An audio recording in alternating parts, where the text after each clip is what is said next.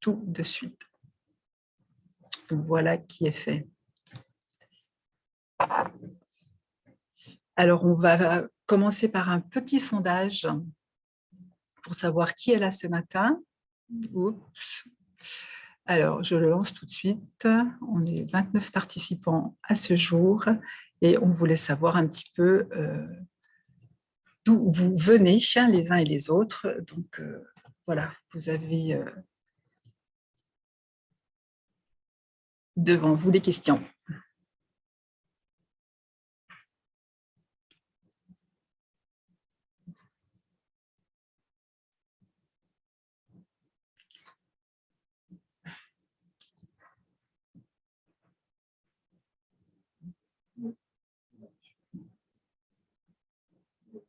Encore 2 personnes qui n'ont pas répondu.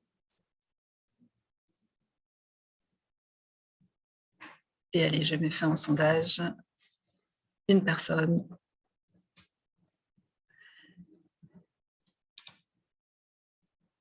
Voilà, je pense que vous voyez les résultats. Donc, il y a aujourd'hui parmi nous 23% d'animateurs de démarche EIT, 27% de développeurs économiques. Les têtes de réseau représentent 8%, et puis on a un panel autre de 42%, qui est important, donc on identifiera plus tard par la suite dans le compte-rendu de ce webinaire. Alors, je vais vous présenter maintenant le programme de cette matinée. Donc, on aura tout d'abord, après une présentation de la rencontre, les actualités du réseau Synapse qui nous seront présentées par Cindy Deraille, avant d'entrer directement dans le sujet sur l'étude d'action de l'Adréal avec Nadège Dondez, Simon Méroli et Patrick Pichon. Et puis ensuite, on aura une mise en perspective par Thibaut Rouenet au niveau national de l'ADEME et on clôturera ces échanges. Je voulais juste, avant d'entrer dans le vif du sujet, vous représenter en quelques mots vraiment le réseau EIT en Auvergne-Rhône-Alpes. Celui-ci donc s'adresse aux animateurs de zones d'activité, les développeurs économiques, les collectivités, les chambres consulaires, les associations d'entreprises, agences de l'environnement et agences économiques. L'idée, c'est de partager des retours d'expérience et des outils dans le but de massifier toutes ces démarches. Et puis, cela se fait dans le cadre de rencontres comme celle d'aujourd'hui, mais aussi grâce à une communauté qui est accessible sur le réseau Éclaira. Cette communauté, c'est un espace collaboratif où vous allez pouvoir retrouver de nombreuses ressources que je ne vais pas détailler ici. Ce n'est pas le sujet aujourd'hui. La plupart d'entre vous connaissent cet espace collaboratif. Nous voulions juste faire un petit rappel de ce qui est l'écologie industrielle et territoriale pour commencer ce webinaire, puisqu'on a aujourd'hui de nouveaux membres qu'on n'avait pas l'année dernière, par exemple. On a plus de développeurs économiques et de chargés de mission des collectivités. Donc voilà, une petite définition de l'ADEME qui nous rappelle que l'EIT s'inspire des écosystèmes naturels et vise à optimiser les ressources sur un territoire par une approche systémique, c'est-à-dire globale. Quand on parle de ressources, on parle de matière, d'énergie, mais aussi d'eau, de déchets et d'équipements ou d'expertise, telles que les ressources humaines, par exemple. Donc, je laisse la main maintenant à Cindy Deraille qui va vous présenter le réseau Synapse pour ceux qui ne le connaissent pas et surtout les actualités de cette année. Oups. Merci Christelle. Alors, avant j'essaye. Bonjour à tous, donc Cindy Deraille, je suis chef de projet économie circulaire à Maceo et je suis une personnalité qualifiée pour le réseau Synapse que je vais vous présenter en duo avec Mélisse Carcassonne qui est là aussi, me semble-t-il. Alors, petit rappel sur Synapse. Alors, Christelle, si, ça doit marcher.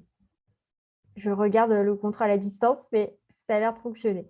Petit rappel donc, sur le réseau Synapse, quand, qui, quelle est sa composition, son rôle. Il faut savoir que le réseau Synapse a été impulsé par le ministère de la Transition écologique et solidaire et par l'ADEME au niveau national. Depuis 2018, suite à la FREC, et qu'il y a eu une animation, la création de ce réseau, la constitution, la structuration de ce réseau-là. Sur toutes les années, il y a eu un premier mandat sur 2019-2021 et puis un renouvellement de l'animation sur 2022-2024. Voici les interlocuteurs que vous pouvez voir à l'écran. Donc, en pilote, vous avez ici Thibaut Wesley et Cyrielle Borde qui sont appuyés par des animateurs qui ont été choisis avec l'appui d'autres partenaires, donc Midiane et Auxiliaire en animateur, avec l'appui de différents acteurs, que ce soit des cabinets d'avocats, des consultants ou des associations régionales. Donc Alexandre Dain pour Soltena, Ronan Léonard pour Initiative Durable, Caroline Valuis pour Colibré, et puis le cabinet SCOV sur des actions juridiques. Ce réseau est aussi appuyé par un comité d'orientation, donc qui est composé de membres permanents qui sont l'ADEME, le CGDD, la DGE, le CMA, les CCI, les régions de France, bien sûr, chaque représentant de région de France. Donc, nous, on représente avec Mélisse la région Auvergne-Rhône-Alpes, l'INEC et Auré, et puis les personnalités qualifiées. Donc, voilà, c'est ce que je vous disais. Et puis, bien sûr, est composé de tous les acteurs de près ou de loin qui sont concernés par l'EIT, parce que le rôle… donc là, voilà, vous avez un panorama des membres de ce comité d'orientation sur la carte avec les représentants, les titulaires et les suppléants pour chaque structuration ou chaque région. Et donc, je disais, le rôle, c'est vraiment de s'adresser à tout acteur de l'EIT en France, qu'on soit à la recherche d'exemples concrets, qu'on soit animateur de démarche, qu'on soit un expert ou qu'on soit aussi en contact avec des acteurs qui rencontrent des problématiques sur cette thématique de l'EIT. L'objectif, c'est de rassembler tout type de structures, à la fois des collectivités, des associations, des syndicats ou même des bureaux d'études, dans 3 objectifs principaux. Un, c'est de faciliter les échanges entre acteurs de l'EIT, apporter aussi des éléments de structuration et de savoir-faire aux membres du réseau, notamment via la mutualisation d'outils, je vais vous en parler tout à l'heure, et puis de favoriser la capitalisation et le retour d'expérience afin d'apporter aussi de la visibilité sur toutes les démarches qui sont engagées en France en lien avec l'EIT. Si on va un peu plus loin sur les actualités, il faut savoir que le réseau Synapse est, comme le réseau Éclaira, une plateforme dédiée où tous les acteurs de l'EIT peuvent se rassembler, voir les actualités, les événements, les outils, etc. Et que pour renforcer la communication et les échanges entre animateurs ou acteurs de l'EIT en France, a été créée aussi récemment une page LinkedIn. Donc, je vous invite, j'ai mis les liens, je pense que la présentation vous sera transmise après ce webinaire. Donc, voilà, vous pourrez aller cliquer sur les liens pour faire partie de ces communautés-là. En termes d'action, il a été… alors, vous avez dû voir passer quelques mails pour vous demander de renseigner quelques données sur les démarches EIT qui sont en cours sur la région Auvergne-Rhône-Alpes, dans le but, en fait, de réaliser une cartographie plutôt interactive de l'ensemble des démarches EIT au niveau national. Donc là, par exemple, il y avait un essai sur la région Occitanie que vous pouvez voir à l'écran. L'idée, c'est de faire exactement le même travail, mais à l'échelle nationale, en ayant différents paramètres, c'est-à-dire des critères de filtre par région, par type de porteur, par type de territoire, par niveau de maturité, etc. etc. Donc, cette carte est prévue opérationnelle pour la fin du premier semestre 2022 et nous avons hâte, je pense, de la découvrir afin de pouvoir s'inspirer ou aussi de s'informer sur des démarches EIT qui en avaient. À ce jour, et c'est ce qui a été envoyé à l'équipe d'animation Synapse, on a pu recenser 44 démarches EIT sur la région Auvergne-Rhône-Alpes. Donc, voilà, on est bien positionné et on a pu faire remonter pas mal de démarches EIT qu'il y a sur notre région. Si on va un peu plus loin en termes d'événementiel, donc il y a eu les RNEIT en 2021. C'était à Marseille, donc il y a eu plusieurs actions, outils qui ont été développés. Là aussi, je vous laisserai aller découvrir un peu ce qui s'est passé à ces rencontres nationales de l'EIT. Il va y avoir un prochain comité d'orientation le 7 avril 2022. Donc, toutes suggestions, remarques, avis à nous faire part. N'hésitez pas à me contacter ou à contacter Mélisse Carcassonne pour qu'on puisse bien faire le relais auprès de l'animation du réseau national. Et n'hésitez pas à nous contacter d'ici le 30 mars, par contre. Il va y avoir un congrès des ressources qui va avoir lieu le 19 et le 20 octobre, et puis les RFEIT qui seront prévus aussi à l'octobre 2022, qui sont, comme d'habitude, animés par le club d'écologie industrielle de l'Aube, et elles se dérouleront, comme tous les 2 ans, à Troyes. Du côté groupe de travail, vous savez que sur la première partie de l'animation du réseau Synapse, on avait des groupes de travail qui ont été construits. Il y avait déjà 3 premiers groupes de travail qui étaient sur la pérennité des démarches, sur le lien entre développement économique et UIT, et aussi sur la massification des données. Concernant ce nouveau mandat, il va y avoir un seul groupe de travail national. Il a déjà attaqué puisque la première réunion a eu lieu le 1er février 2022 et il portera en fait sur les business models des démarches EIT. On sait que les démarches EIT sont conditionnées à 3 grands axes de pérennité. Un, c'est une pérennité sur la gouvernance, une pérennité sur l'animation de ces démarches EIT et la troisième, c'est la pérennité du modèle économique.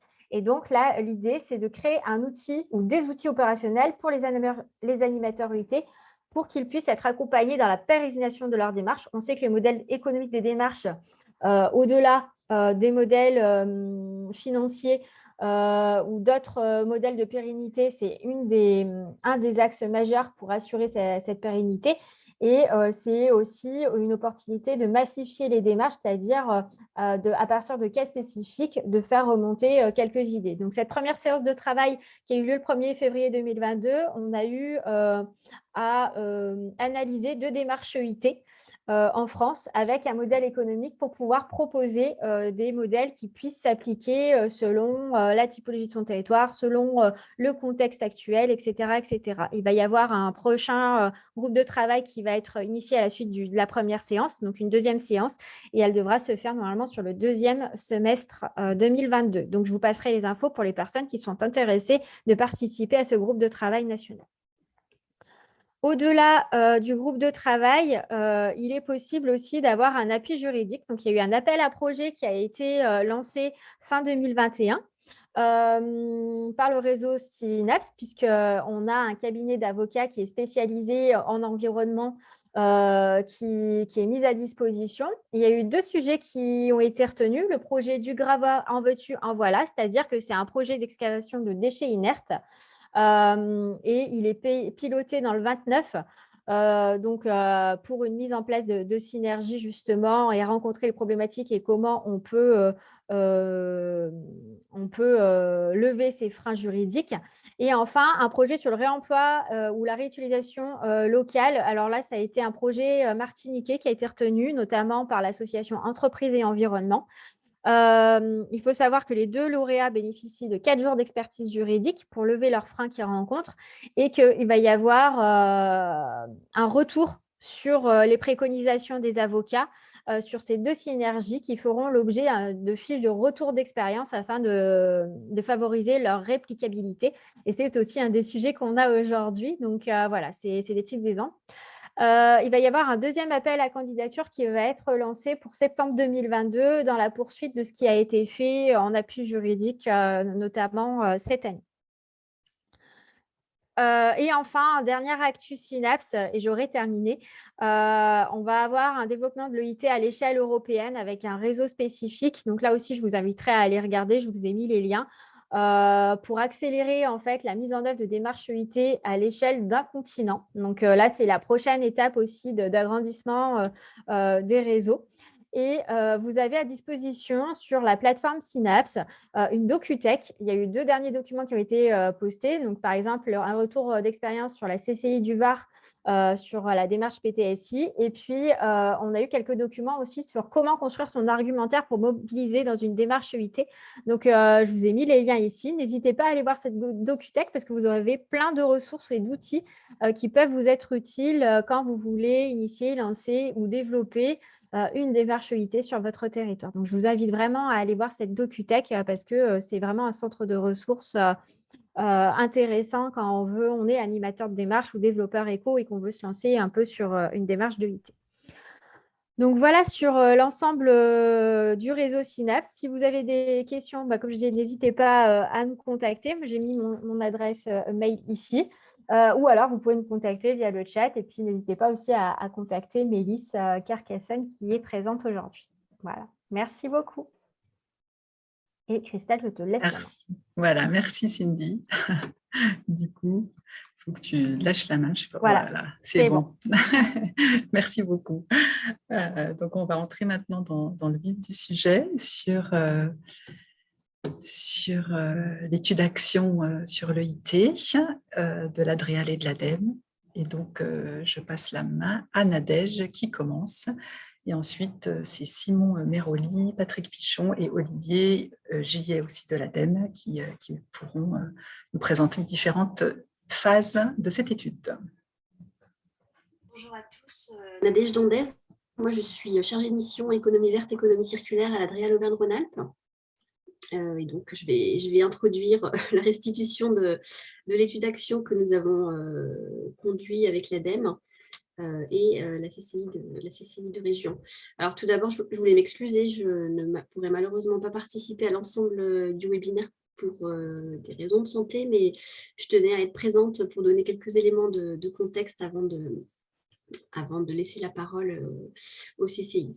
Donc l'objectif aujourd'hui, c'est de vous partager les résultats de l'étude d'action qui portait sur des synergies de substitution uniquement.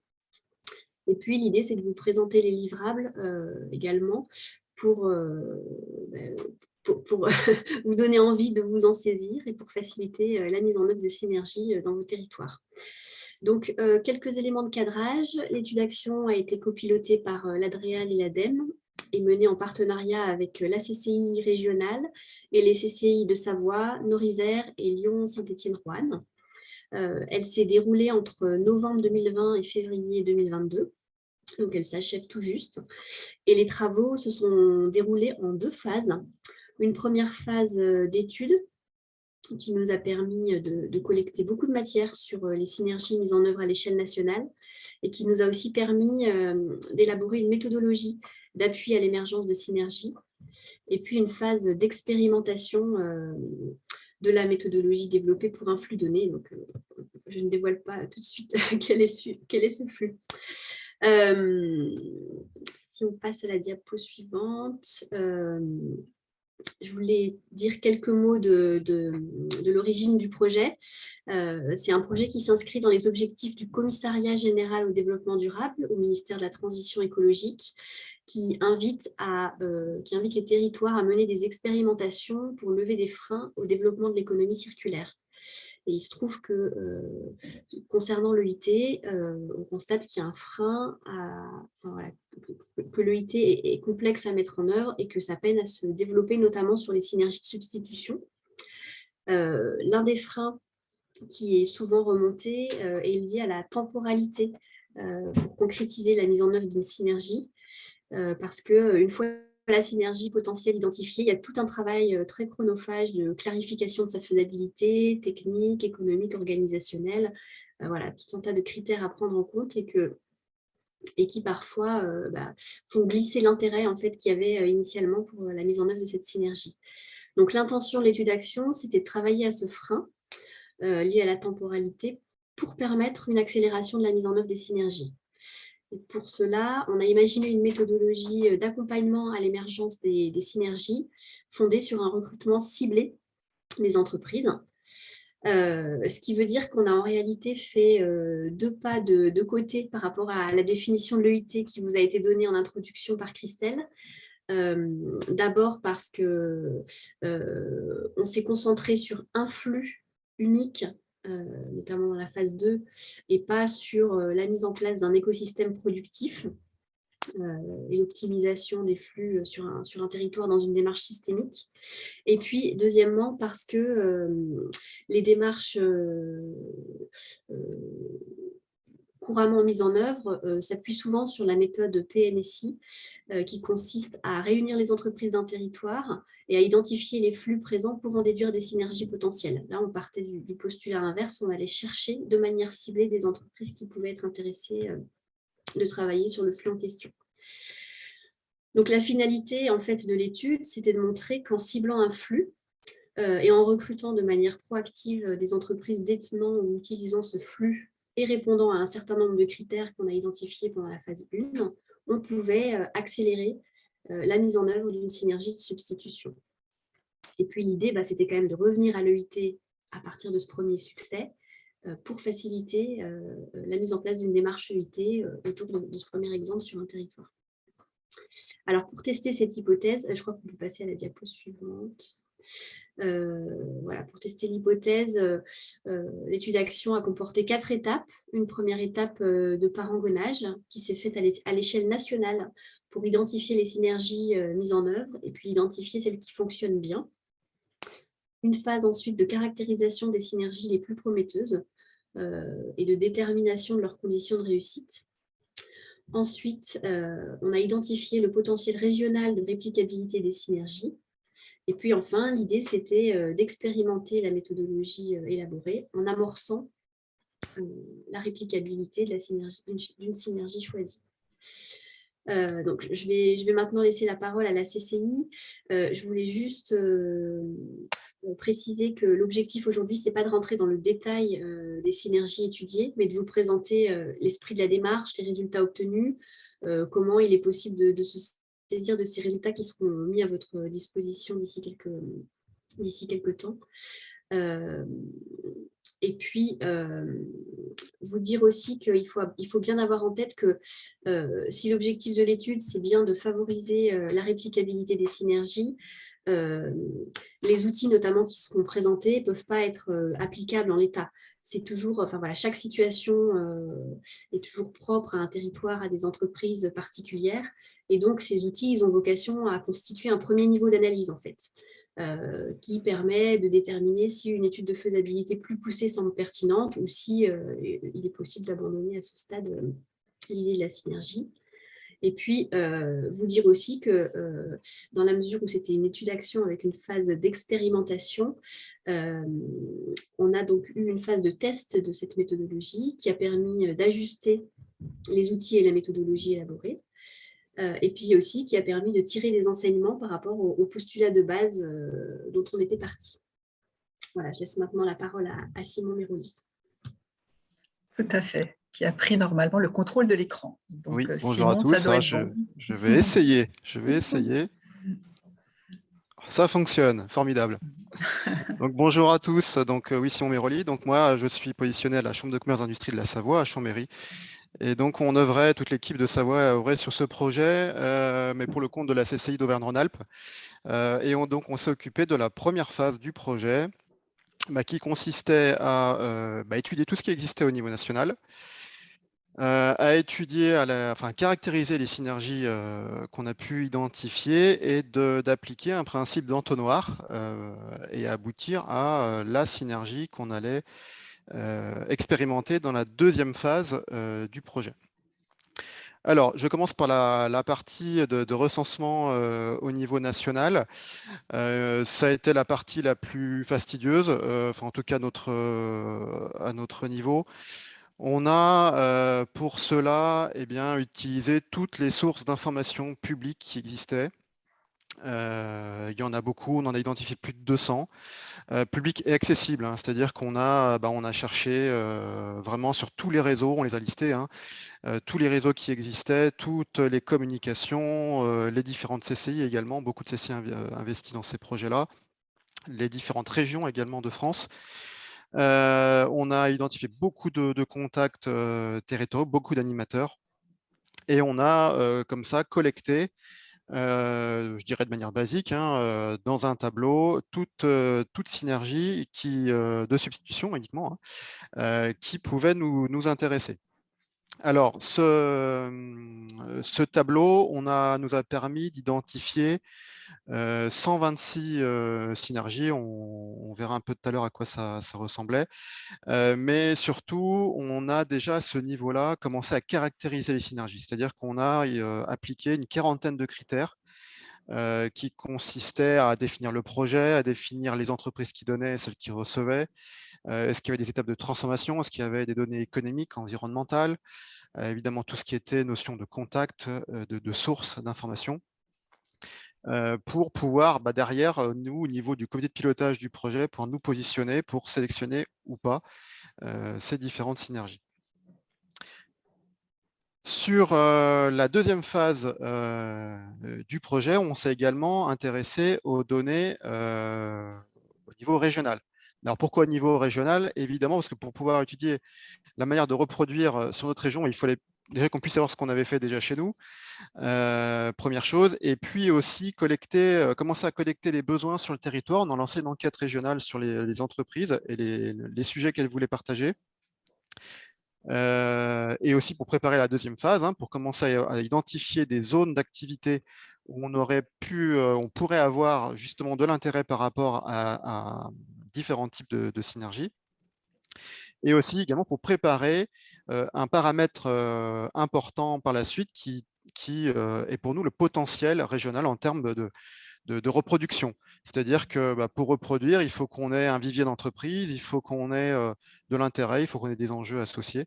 Et donc, c'est déjà à cette phase-là qu'on a commencé à sonder le territoire par rapport à ces différents enjeux. En termes de moyens, là, on a utilisé des moyens un peu plus sophistiqués que le fichier Excel. On a utilisé tout d'abord, je pense que tout le monde connaît Actif, donc c'est la plateforme mise à disposition par les chambres de commerce au niveau national pour faire de l'EIT.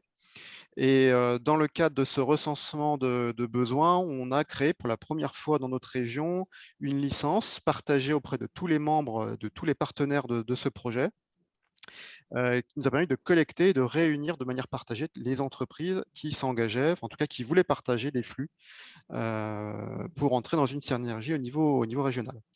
Et puis, étant donné que, vous le savez, on parlera un petit peu après, du caractère de confidentialité des données associées aux démarches d'EIT, on a également, alors c'était un effet d'aubaine, on a mis à disposition de cette étude une sorte d'observatoire qu'on a co-développé. Alors l'ADEME l'a financé, on a utilisé une méthodologie CCI qui permet d'utiliser les données d'actifs pour en extraire de manière anonyme les données en fonction du nombre de flux, des entreprises rencontrées, la typologie de flux associés, et de pouvoir les représenter sur une carte et identifier des nœuds, des points comme ça je dirais de concentration de flux et qui du coup nous sera utile dans la suite du projet pour cibler des zones sources. Et finalement, j'ai pas la main du coup, Christelle. Ah bon? Ouais. Bon, on fait comme ça, c'est pas grave. C'est pas grave. Ouais, je sais bon, pas. Déjà, alors, à ce premier stade, je partage avec vous un premier rapport d'étonnement. C'est plus que la méthode, c'est surtout les commentaires qu'on en a fait au cours de l'avancée du projet qui sont intéressants, je pense, pour vous, animateurs de démarche EIT. Alors, tout d'abord, en termes d'hétérogénéité des pratiques. On a beaucoup appelé, beaucoup recherché d'informations et on a vu qu'il n'y avait pas de manière, je dirais, uniforme de classement, de collecte d'informations ou même de qualité d'informations. Et là, vraiment, on a été en grande difficulté pour pouvoir exploiter les données qu'on a récoltées. Le deuxième point, ça a été la confidentialité sans surprise. Et là, alors je le dis sans vraiment, je ne vais pas faire du politiquement correct. Je dis il y a une tendance globale au niveau national d'une bonne partie des animateurs EIT qu'on a sollicités, qu'ils soient publics ou privés, et dans les publics, j'inclus la CCI, de ne pas vouloir communiquer les informations. Et là, évidemment, c'est un vrai problème parce qu'on est quasiment tous sur des opérations qui sont subventionnées avec de l'argent public, etc. Et on a eu un mal de chien à regrouper, à avoir des informations et surtout à pouvoir les communiquer. Parce que soit on nous disait non, je ne communique pas, soit on disait je communique, mais pas tout. Et notamment l'identité des entreprises. Donc là, pour nous, c'est compliqué parce que quand on a une synergie et qu'on ne peut pas aller creuser, qu'on ne peut pas aller sourcer, qu'on ne peut pas appeler l'entreprise pour avoir des informations fiables, on perd vraiment en qualité et on verra tout à l'heure dans la manière dont on a classé les synergies. On avait des synergies non fiables et du coup très difficiles, nous, derrière, à investir en termes de temps pour pouvoir les dupliquer sur notre région. Donc vraiment un vrai souci de confidentialité et de partage d'informations. Alors ensuite, on a quand même eu des données récoltées hein, qui étaient liées, je disais tout à l'heure, aux démarches ouvertes et publiques, mais qui du coup génèrent un biais dans l'analyse. C'est-à-dire qu'on a uniquement utilisé des données par rapport à des démarches publiques accompagnées par des animateurs. Et le fait est qu'on n'a forcément pas pu avoir accès à des synergies qu'on appelait hors radar, qui sont simplement des entreprises qui se sont elles-mêmes rapprochées. Alors, sauf s'ils ont communiqué dessus, mais c'est plutôt rare. Donc, on a forcément perdu beaucoup, enfin en tout cas pas identifié des informations sur l'ensemble du territoire national, il faut bien imaginer. Et donc, c'est dommage pour la qualité je dirais, de l'étude et même de l'EIT en France. Et à ce stade, du coup, le premier frein majeur qu'on a identifié, c'est un peu brut de décoffrage, mais c'était le ressenti, c'est le fait que le savoir n'est pas capitalisé sur l'EIT en France. On a vu, il y a beaucoup de choses, il y a des plateformes qui existent, on a Synapse, on a Auré, on a beaucoup de choses. Les CCI aussi font un travail avec des outils, mais je veux dire, il n'y a pas de manière organisée, unique, homogène, aujourd'hui en France, quelque chose qui permet de centraliser les informations et d'avoir de l'information technique exploitable. Et là, c'était un vrai souci pour nous, mais c'est un peu l'objet de cette étude. Hein. Toute la phase 1 de cette étude, finalement, n'avait pas de sens si on avait cette habitude déjà en France de récolter les informations et de les centraliser. Ce n'est pas le cas, donc c'est pour ça qu'on a fait cette première partie du projet.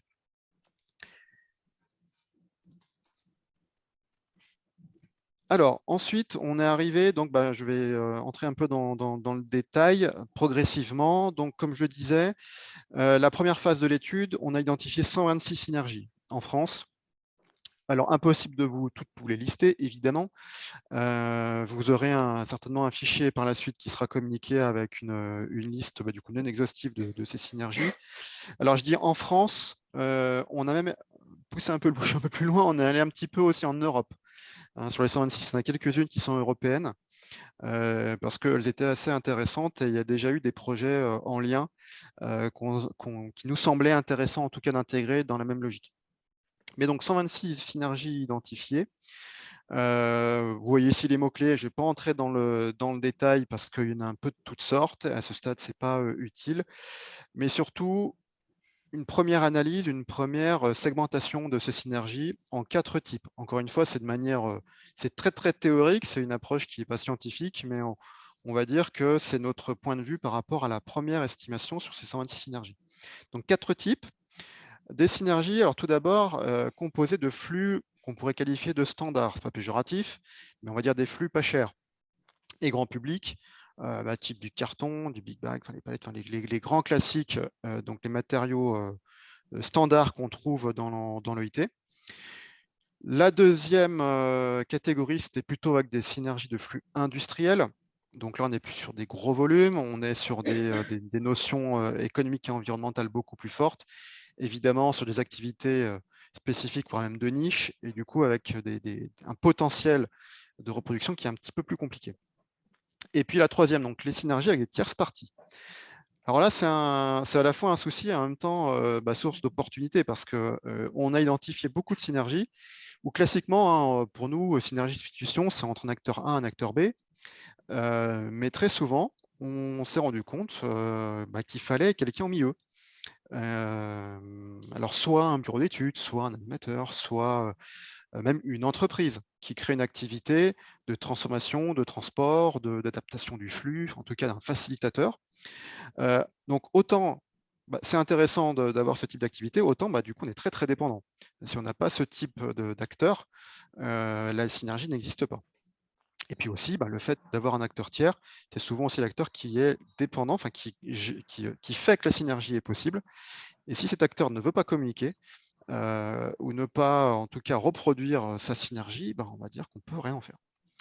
Et puis la quatrième synergie, ce sont les synergies de type énergétique, donc production récupération de chaleur. Alors on a fait le choix arbitraire de ne pas les garder dans cette étude parce qu'elles sont un petit peu particulières et puis il y a des dispositifs bien identifiés pour les traiter. Donc on est resté plutôt sur les 3 premières. Donc si on applique du coup le premier niveau de filtre, Donc, on est passé, donc, dans une première étape, à une shortlist de 21 synergies. Alors, par rapport à des critères simplement qu'on avait, les 40 premiers critères que j'avais identifiés tout à l'heure, qui nous ont permis de dire, bah, bon, celles-ci sont suffisamment qualifiées ou intéressantes pour qu'on aille plus loin. Évidemment, vous imaginez que sur 100 synergies, on n'allait pas avoir le temps, les moyens et les ressources pour aller toutes les travailler de manière très, très spécifique et individuelle. Donc, il fallait vraiment qu'on ait un principe d'entonnoir pour passer un temps vraiment de plus en plus ciblé par rapport à une seule synergie. Donc, 21 synergies identifiées à ce stade-là, bon, à chaque fois validées par notre comité de pilotage, composé des différents partenaires qu'on a déjà cités. Ces 21 synergies, on les a listées dans un livrable qui, je pense, sera aussi communiqué, avec 21 fiches de synthèse, qui, donc c'est entre 2 et 3 pages, on va dire, de synthèse par synergie, qui permettait donc d'avoir une synthèse, alors déjà une description de la synergie en elle-même, les sources d'information, et puis le potentiel régional par rapport au type d'entreprise qui était concernée. Donc, nous, on a fait des exports de code APE, on a regardé le nombre d'entreprises en Auvergne-Rhône-Alpes, leur taille, voir si ça collait, si ça ne collait pas. Et puis, on a fait un SWOT, donc tout ce qui va être force, faiblesse, opportunité, menace par rapport à la synergie identifiée. Alors, c'est très, très qualitatif. C'est une première analyse par rapport aux informations qu'on a pu collecter. Alors, c'est vrai que là, à ce stade-là, on a déjà recontacté les animateurs ou les entreprises pour avoir plus d'informations. Donc, ce qui nous permettait déjà d'en connaître un petit peu plus sur ces 21. Deuxième étape, on est passé à, si on peut passer les diapos d'après. Donc, deuxième étape du filtre, on est passé à 8 synergies. L'objectif était d'arriver à 10 à ce stade de l'étude. 8 parce qu'en fait, on en a regroupé plusieurs. Donc, c'est un petit détail. Mais voilà, 8 synergies qui ont été identifiées. Et sur ces 8, du coup, on avait un peu plus de temps encore pour vraiment aller dans le détail. Et donc, on a réalisé 8 fiches détaillées avec une évaluation multicritère. Les critères, ils sont listés. De toute manière, vous aurez également les livrables.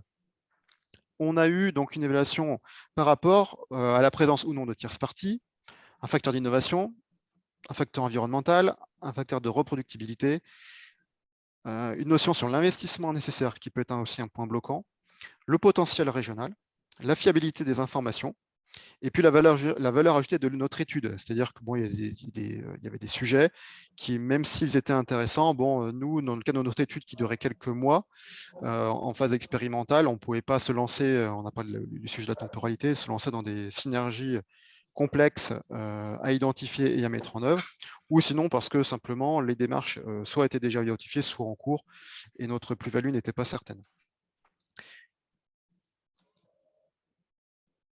Concrètement, également, c'est un tableau qu'on pourra communiquer. On a fait une évaluation de ce type-là. Alors, le but, comme le disait Nadège en introduction, on ne va pas entrer dans le détail de toutes les synergies, mais vous voyez que pour chaque type, on a fait un classement, un petit codage de 1 à 3 avec un système de couleurs où on a tout de suite identifié, pour certaines, des points un petit peu disqualifiants. Si on prend, par exemple, la première, je pense qu'on ne voit pas bien, mais je vais le lire. La première synergie, c'était sur les sables de fonderie qu'on peut réutiliser dans les matériaux de construction. Par exemple, il y a les sables de fonderie laitiers et mâche-fer. On a identifié que sur les mâche-fer, il y avait une problématique réglementaire qui était importante. Un sujet d'investissement aussi important en matière de développement aussi, du coup d'investissement qui était important et qui était un frein. Et voilà, donc on est sur une typologie de synergie, bien que fortement intéressante, à fort enjeu environnemental, était un petit peu compliqué à mettre en œuvre. Inversement, on peut voir qu'à ce stade-là, on a 2 synergies qui sont un petit peu ressorties, une sur les biodéchets, une autre sur les dispositifs de calage, qui sont à la fois, alors sur ces 2 synergies, un regroupement de plusieurs. Sur les biodéchets, on a identifié plusieurs typologies, dont une assez importante, parce que vous connaissez tous les synergies avec les drèches, avec les microbrasseries, avec pas mal de choses. Et puis, il y en a une intéressante aussi sur la pâtisserie et le pain, qui nous a beaucoup attiré. Et puis, sur tout ce qui était également dispositif de calage, là, c'était tout ce qui était en lien avec les aspects carton, les chips de polystyrène, les douflines qu'on peut récupérer, enfin, tous ces sujets aussi en lien avec la logistique. Et là, on était sur 2 synergies qui étaient intéressantes. Je ne vais pas entrer dans le détail dans les autres, mais il y avait des synergies sur l'eau, une autre sur le talc, qui était intéressante. Mais par rapport aux données qu'on avait identifiées, on n'a pas jugé, enfin en tout cas, on s'est plutôt orienté vers une mise de côté pour avancer sur des synergies qu'on pouvait plus facilement mettre en œuvre dans la partie expérimentation. Je pense qu'après, on passe au sondage, oui. Voilà, petit sondage donc à cette étape-là. Alors,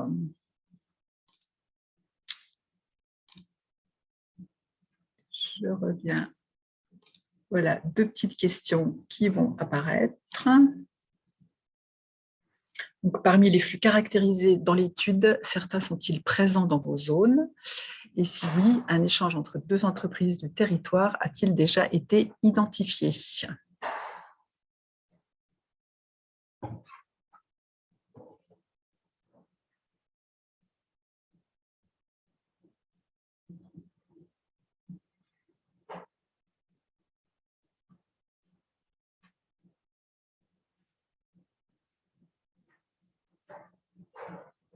Voilà, on a déjà la moitié des personnes qui ont répondu. Ça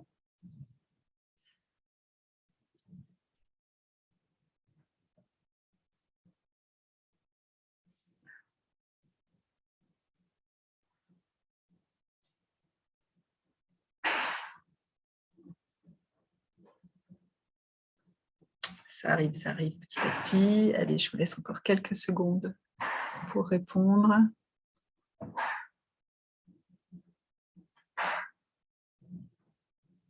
Voilà, on a 80% des répondants. Donc, je vous affiche les résultats. Je pense que vous voyez là, donc on a 54% de oui à la première question, donc avec des flux donc, qui sont présents sur la zone, et plutôt 67% de non pour l'identification des entreprises.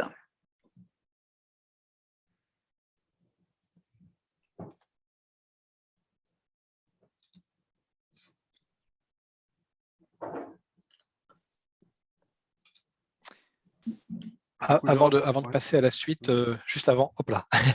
Vas-y. Juste avant, parce que je crois que malheureusement Nadège n'est plus trop en état de suivre et d'intervenir. Ces différents tableaux sont là également pour vous éclairer, bien sûr, ils étaient utiles pour l'étude elle-même, mais pour vous éclairer. Il y a au moins 2 utilisations possibles qu'on peut envisager. Bien entendu, vous avez vu qu'il y a un grand nombre de flux, là il y en a 21, qui sont identifiés, et je ne parle pas des 120 et quelques. C'est intéressant, bien entendu, de les lister et de regarder par rapport à votre connaissance de votre propre territoire, lesquels font tilt, entre guillemets, et ça peut vous inspirer et générer peut-être des projets. Et puis, du coup, il y a un certain nombre de flux, comme on l'a dit, qui ont été caractérisés plus finement, sans aller jusqu'à celui qui a été choisi pour l'étude elle-même. Et là, vous aurez un certain nombre de données, d'informations, de questionnements qui pourront effectivement vous faire, espérons-le, faire progresser dans l'analyse et l'étude de ce flux-là, que ce soit dans le cadre d'une démarche monoflux, une synergie directement, ou que ce soit plus largement, bien sûr, dans une démarche de type EIT. Du coup, merci Olivier. Et bien voilà le choix qu'on a, qu'on a fait. Donc on a retenu la synergie sur les dispositifs de calage. Alors elle regroupait plusieurs synergies identifiées en France qui avaient fonctionné.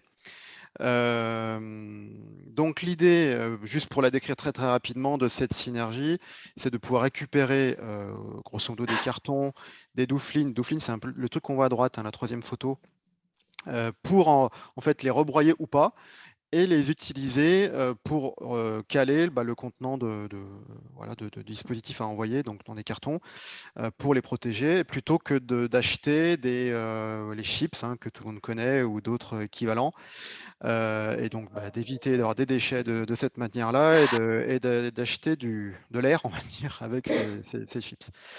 Donc très concrètement, l'avantage de cette synergie, alors, tout d'abord, pas de tierce partie. Donc là, c'est deux entreprises en direct. Donc assez facile, enfin en tout cas pour nous, de pouvoir lancer de la synergie sans devoir attendre de trouver quelqu'un entre les deux pour faire l'intermédiaire. Ensuite, fort potentiel de reproductibilité, plusieurs exemples, j'en ai parlé.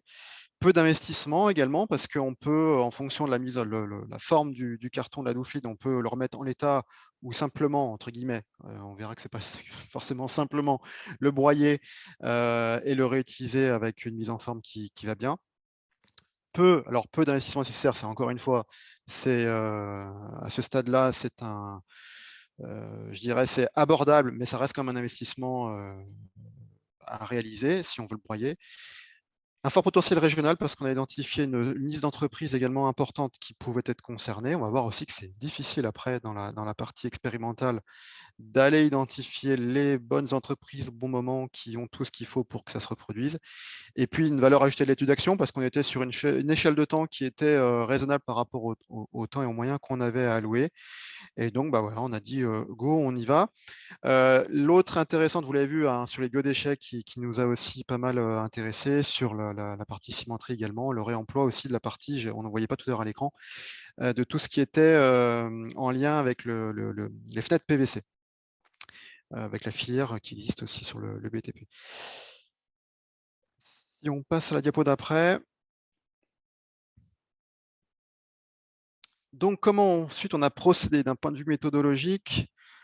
Comme on l'a expliqué, on a encore allé à un niveau plus loin en termes d'analyse. Donc là, vraiment, on a enquêté auprès des entreprises en France qui avaient mené cette synergie et on a vraiment détaillé, alors encore une fois d'un point de vue théorique, de ce qui nous a été dit, on a collecté les informations et on a fait un classement d'informations techniques, environnementales, économiques, organisationnelles et puis d'un point de vue aussi juridique.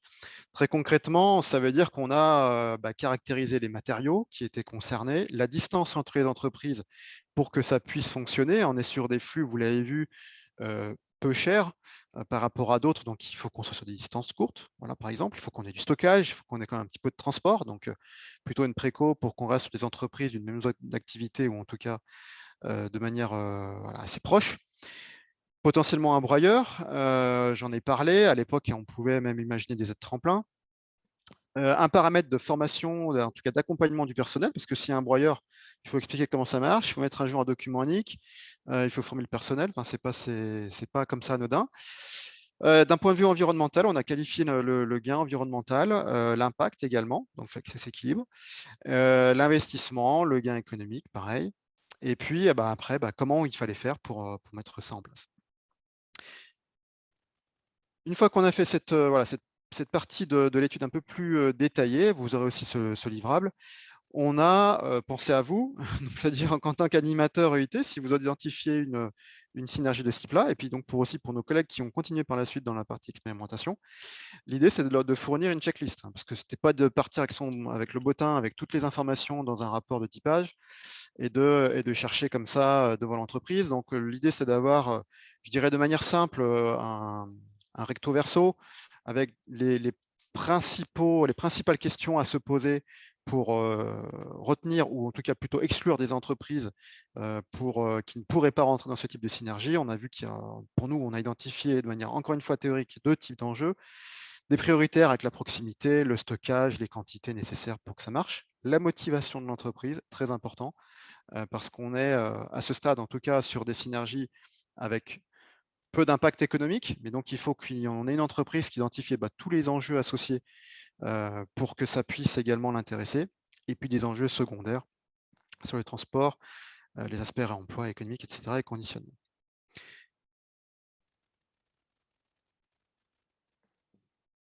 Il n'y a pas de son, Christelle. Voilà. De nouveau, un petit sondage avec les 2 questions que vous voyez à l'écran. Je le lance. Et on a quelques minutes pour y répondre. Voilà, donc avez-vous connaissance de flux de dispositifs de calage sur vos territoires, ou non, et des initiatives sur ces flux existent-elles déjà?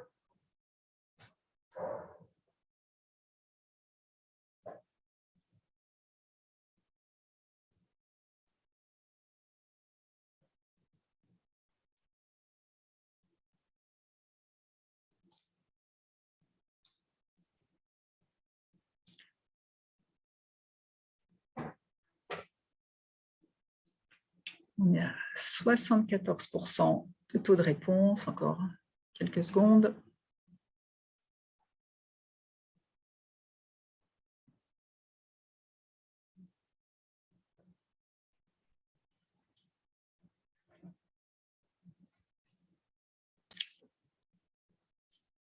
Voilà, plus de 80% des personnes ont répondu. Donc, on a plutôt une majorité de non, hein, sur les deux questions. Donc, un flux qui n'est pas très connu sur les territoires ou très développé pour l'instant. Il y a un message complémentaire de Mélisse Carcassonne. Je ne sais pas si je veux dire oralement pour illustrer, Mélisse, en 2-3 mots. Oui, bonjour à tous. Je ne sais pas si vous m'entendez. Oui, très bien. C'était simplement pour faire un petit témoignage d'une entreprise qui a mis ça en place chez elle, qui, suite à un diagnostic et une étude, et une démarche EIT sur le territoire, sur une zone industrielle en particulier, a décidé d'acheter un broyeur, réutilise beaucoup de ses propres cartons et des cartons aussi de la zone et propose le broyeur à disposition à toute la zone industrielle aussi. Et ils ont aussi, du coup, c'est la substitution de matière par rapport à ce qu'ils utilisaient avant, qui était plutôt à base de plastique. Voilà, c'est intéressant, oui, c'est bien ça, disait Patrick. Ça tombe bien parce que ça va mettre en exergue ce qui va être présenté après. Merci, Mélisse. Merci bien. Alors, je vais reprendre la main une dernière fois pour faire un peu le bilan de cette partie étude. Sans concession évidemment. Les freins observés, alors, au niveau national, j'en ai déjà parlé, l'accès à la donnée.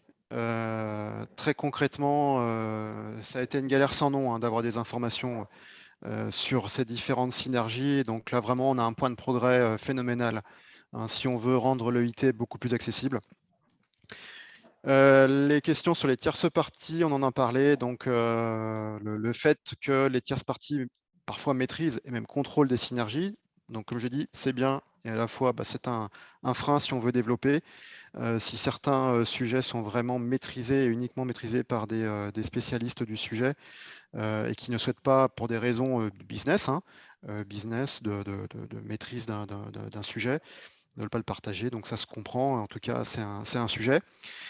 Notre périmètre d'étude qui, nous, s'arrêtait aux substitutions, vous l'avez bien compris, mais ce qui nous paraissait être évident au début, l'échange d'influx entre 2 entreprises, on se rend compte que ça peut vite devenir compliqué en termes de définition parce qu'on se rapproche potentiellement très vite de la mutualisation. On l'a vu tout à l'heure, le cas de Mélisse, où finalement, on a 2 entreprises et puis finalement, ça devient toute la zone. Donc voilà, ça se discute également. Puis après, tout ce qui était en lien avec la valorisation, également, ça peut vite dévier. Donc, on regarde l'EIT, ça, ce sont des notions qui rentrent toutes dedans. Mais par rapport à cette étude, on a été un petit peu limité par rapport à ça. Après, la qualité de la donnée, évidemment, j'en ai beaucoup parlé également, quand on n'a pas le nom d'entreprise ou pas les quantités, les flux, etc., on ne peut rien en faire. La quantité de données, donc je l'ai dit aussi, on a eu beaucoup de communication. Enfin, je veux dire, sur l'EIT, on voit qu'il y a beaucoup d'informations qui circulent. Quand on creuse, nous, on a été très déçus par rapport à certains trucs qui paraissent bien sur le papier. Derrière, on se rend compte que soit les trucs n'ont pas marché ou sont vite arrêtés, ou qu'il n'y a pas d'informations, donc ce qui signifie que globalement, peut-être que ça n'a pas finalement été si bien que ça. Donc, beaucoup de déceptions.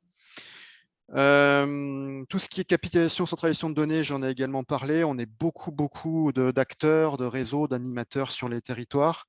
C'est à la fois un point fort, mais un point faible quand on ne se coordonne pas. Donc, encore une fois, hein, il y a des pistes de progrès. On en a vu tout à l'heure avec Synapse, avec une plateforme qui se développe. Donc, vraiment, il y a des choses à faire. Et beaucoup du coup, de synergies qui sont aussi hors radar, mais là, on n'y pourra pas grand-chose. Et puis le temps, hein, le temps entre le moment où on identifie une synergie et le moment où on la met en place, que ce soit dans cette étude ou pas, on l'a vu que c'est vraiment un frein majeur. Alors, le fait d'avoir fait cette étude, de vous mettre à disposition des informations, comme le disait Olivier tout à l'heure, pourrait vous faire gagner du temps, parce que vous pourrez tout de suite exclure ou pas, ou retenir plus facilement des synergies en fonction des points d'alerte qu'on vous aura identifiés. Encore une fois, attention, une analyse théorique par rapport à 1, 2 ou 3 synergies identifiées en France. Vous verrez tout à l'heure qu'il faut à chaque fois compléter, mettre vraiment confronté par rapport au réel, par rapport au terrain, pour à chaque fois requalifier la synergie que vous pensez avoir identifiée. Et puis je finis avec un point positif, la diapo qui suit, en termes d'opportunités, que ce soit régional ou national. En termes de capitalisation de données, il y a vraiment des choses qui ont été faites dans le cadre de cette étude et qui vont aussi nous faciliter les choses dans notre région. J'ai parlé d'un espace partagé sur Actif avec une licence qu'on est en train d'ouvrir aux différents animateurs qui veulent utiliser cet outil. Ils pourront le faire et mettre à disposition toute leur synergie ou tout leur flux pour qu'il y ait de l'échange. Cette étude, c'est une première compilation nationale qu'on met à disposition et en espérant que ce type de projet ne soit plus utile à l'avenir si on arrive à bien centraliser au niveau national. Au cours aussi de cette étude, on a déployé, je reparle d'Actif, mais on a déployé aussi Actif ouvert aux entreprises, et donc ce qui nous a aussi bien facilité la collecte d'informations. Mais on en reparlera, je pense, au cours d'un autre webinaire. L'outil de visualisation de l'observatoire, j'en ai également parlé, qui permet de gérer l'anonymat et d'exploiter les données de manière stratégique. Ça également, c'est une avancée qu'on pourra exploiter. J'en ai pas parlé, mais c'est un point très, très important. La nomenclature nationale EIT, je crois que ça a été piloté par Synapse. Et là, vraiment, on est sur un point très, très, très important qui, à mon avis, devrait être beaucoup plus exploité. C'est-à-dire que toutes les démarches en France sont accompagnées, subventionnées, etc., avec de la méthodologie. Je pense qu'il faudrait qu'on commence à, j'ose le mot, à imposer des remontées d'informations, des remontées de données en lien avec cette nomenclature pour qu'on puisse enfin parler tous de la même chose. Et ça pourrait aider l'étude, l'analyse et puis l'orientation vers des synergies à reproduire ou pas. Enfin, voilà, on a beaucoup de synergies qu'on n'a pas étudiées pendant cette étude, qui sont d'autant de pistes pour vous, pour nous, à poursuivre. Nous sommes tous, vous et nous, des réseaux d'experts sur le territoire. On va voir après que c'est important d'avoir ces experts flux sur le territoire. Et puis, de capitaliser sur des territoires qui sont engagés, sur des entreprises qui sont volontaires. On a essayé avec des entreprises qui le sont un peu moins, on va aussi en parler. C'est un peu plus difficile. Donc, on a vraiment des dynamiques, il faut aussi en profiter et partir de ce qu'on a, de nos points forts sur notre territoire. Voilà pour cette partie étude. Je rajoute un petit quelque chose également. Encore une fois, de quelle façon le réseau peut utiliser l'ensemble de ce corpus. Vous verrez qu'il y a beaucoup de connaissances qui vont arriver par la suite. Là. C'est vrai que les différentes fiches, pardon, c'est vraiment un premier niveau d'analyse sur d'éventuels flux qui pourraient matcher, en bon français, qui sont par nature adaptés à la connaissance de chacun de vos territoires, qui sont toujours un peu spécifiques. Donc, c'est une base de données première, on va dire, primaire, et adaptée pour avoir quelque chose qui soit bien... qui correspondent bien à votre territoire. Et puis, dans certains cas, il y a sûrement des choses à creuser également par rapport à ce qui a été édité dans ces fiches-là. Et puis, alors, bien entendu, vous pouvez reprendre la même méthodologie et l'élargir ou l'appliquer à d'autres synergies qui n'ont pas été fouillées dans le cadre de cette étude, puisque ce n'est pas l'objectif, encore une fois, que ce soit totalement exhaustif, bien heureusement. Merci Olivier. Donc, je passe du coup la parole à Patrick pour la présentation de la phase 2, l'expérimentation sur un flux. Et donc, il nous reste si on veut laisser un petit peu de place pour les questions, un peu plus de 10 minutes, 13 minutes sur cette partie. Merci, Patrick. Bonjour à tout le monde. Donc, je vais essayer de faire vite. Alors déjà, en préambule, je voulais remercier voilà, l'Adréal, l'ADEME qui nous a fait confiance. Pour ma part, je suis conseiller performance durable au sein de la Chambre de commerce et d'industrie de Lyon Métropole Saint-Étienne en Roanne, qui couvre tout le Grand Lyon et tout le département de la Loire. Voilà. Vous dire aussi que soyez pas surpris parce que je vais peut-être être contradictoire sur certains points avec Simon, mais c'était le jeu, c'était justement que l'expérimentation vienne valider ou compléter les différents points qu'il a pu mettre en avant. Alors je vous rassure quand même, hein, il y a 80-90% de ce qu'il a dit qu'on a vécu sur le terrain. Voilà, alors justement, nous on est parti avec, je vais quand même aussi parler au nom d'Aurélien Huot-Marchand, qui est mon homologue sur CCI Nord-Isère. Et donc quand je vais dire on, nous, c'est bien les deux CCI dont je parle. Mais malheureusement, Aurélien ne pouvait pas être avec nous aujourd'hui. Donc, en ce qui nous concerne, donc, on est rentré dans l'expérimentation, on est rentré dans le concret à partir des données que la CCI Savoie nous avait fournies. Et l'objectif pour nous, c'est de mettre en application la théorie, on va dire ça comme ça. Donc, je ne vais pas vous redétailler toutes les diapositives, simplement vous dire que pour la mise en action, il a d'abord fallu partir sur la commercialisation de l'expérimentation, et notamment via l'identification et la sélection des entreprises, mais aussi des zones d'activité sur lesquelles on aurait pu faire ça. Donc là, il y a eu une appropriation des informations de la première phase. Et puis après, il y a eu débat. Et la conclusion que je vous livre assez rapidement, c'est qu'il y a eu deux zones qui ont été choisies. Une sur la Loire, donc Andrézieux-Boutéon, et une sur Pusignan, sur le Nord-Isère. Pourquoi on a choisi ces deux zones? Parce que ça correspondait d'abord à certaines conclusions de la première phase, et puis parce qu'on s'est assez vite rendu compte que on a laissé tomber entre guillemets les zones blanches, c'est-à-dire les zones sur lesquelles soit on n'avait pas encore de démarche, soit on n'avait pas d'animation, soit il fallait tout redémarrer de zéro. Et donc, on est parti sur des zones qu'on connaissait déjà et qu'on estimait être un peu plus matures. Pourquoi?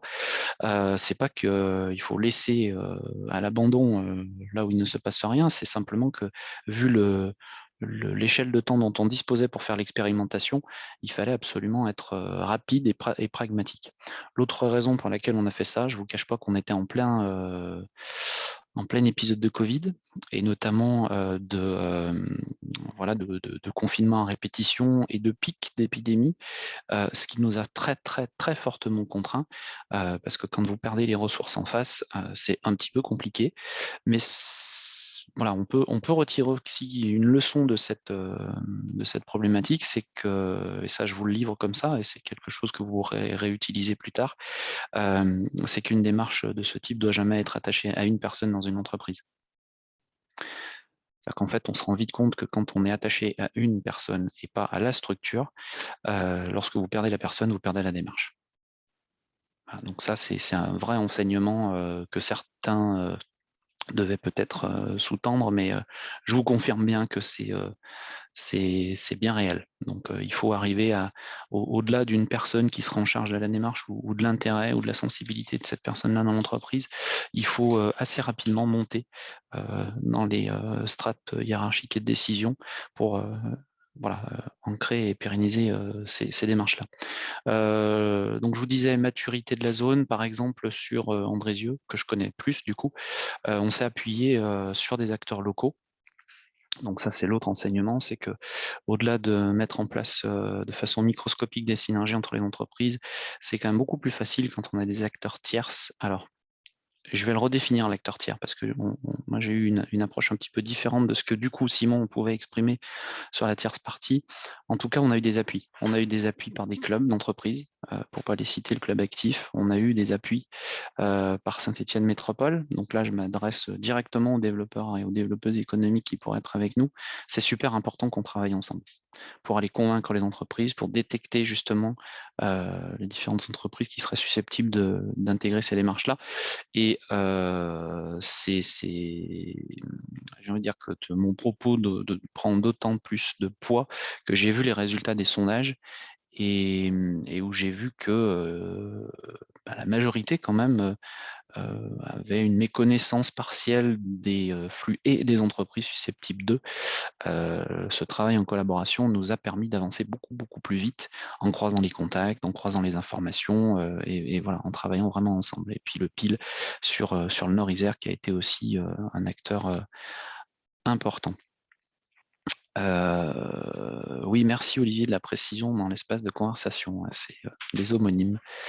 L'autre raison pour laquelle on a pu lancer sur ces zones-là, c'est qu'on avait des antériorités. Et ça nous permettait aussi de gagner du temps. Des antériorités sur des actions, des antériorités sur des contacts. Et ça fait partie des leviers. Ensuite, comment on a déployé? Alors, je vous détaille pas hein, les indicateurs d'opération, si ce n'est que de dire au travers de ces indicateurs d'opération qu'on a quand même un taux de perte important, un taux de transformation en tout cas qui n'est pas très élevé, à peu près de 10%. Et donc si vous voulez sortir une synergie sur les dispositifs de calage, puisque c'est de ça dont on parle, il faut avoir ça en tête. Donc, si vous faites ça sur une zone où il y a 20 boîtes, soit elles se connaissent très bien, elles ont l'habitude de travailler ensemble, soit on va se retrouver avec 2 entreprises. Et en termes de déploiement et de massification, ça va être un peu léger, quoi. Donc, la phase de mise en opération, c'est la phase d'après. Pour mettre en mouvement les synergies, on a assez rapidement laissé tomber la partie atelier technique pour faire les lancements type PNSI dont parlait Nadège. Pour une raison simple, c'est que oui, ça nous aurait fait gagner du temps parce qu'en une seule rencontre, on voit plus de monde, mais le Covid est passé par là et donc on a pris notre bâton de pèlerin, on a passé des coups de téléphone, on a pris un véhicule et on a fait du porte-à-porte. Voilà. Donc c'est ce qui montre aussi que en termes de travail de conviction, même si le flux semble avoir du potentiel, même si on identifie par un travail comme la Savoie a pu faire, moi ce que j'appelle la méthode entonnoir, donc de entre guillemets trier le plus possible pour arriver à une cible plus qualifiée, il y a du travail de terrain. Et s'il n'y a pas ce travail de terrain, malheureusement, l'expérimentation nous dit qu'on n'y arrive pas, ou pas dans un temps court, en tout cas. Voilà, on va passer à la diapo suivante.